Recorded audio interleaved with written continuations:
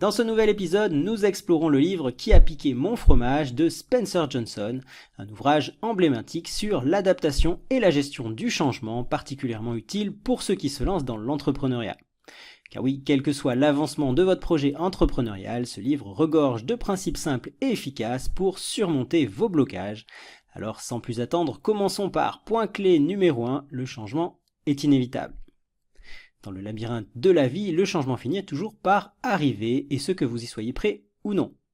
Le livre Qui a piqué mon fromage illustre parfaitement cette réalité avec deux personnages souris et deux humains vivant dans un labyrinthe et confrontés à la disparition soudaine de leurs ressources de fromage, une métaphore des situations auxquelles nous tenons et qui nous sont inconfortables mais qui évoluent avec le temps. En effet, l'idée principale du livre est la suivante, à savoir que, comme tout ce qui nous entoure est appelé à changer, eh bien il est inutile de s'accrocher au passé. Point clé numéro 2, savoir observer les signes annonciateurs du changement. Le livre montre comment les personnages souris par leur vigilance et leur observation constante de leur stock de fromage parviennent à anticiper les problèmes de pénurie avant qu'ils ne deviennent des crises. En effet, contrairement aux personnages humains qui dans le livre ignorent les signes d'épuisement des stocks disponibles, eh bien les souris sentent que leur réserve de fromage diminue et agissent tôt. En nous inspirant de cette observation, le message est clair, savoir prêter attention aux signes subtils de changement permet d'éviter de se retrouver pris au dépourvu. Point clé numéro 3, ne pas laisser la peur paralyser l'action. Au moment d'agir face au changement, les personnages humains montrent comment la peur et les hésitations peuvent nous faire stagner.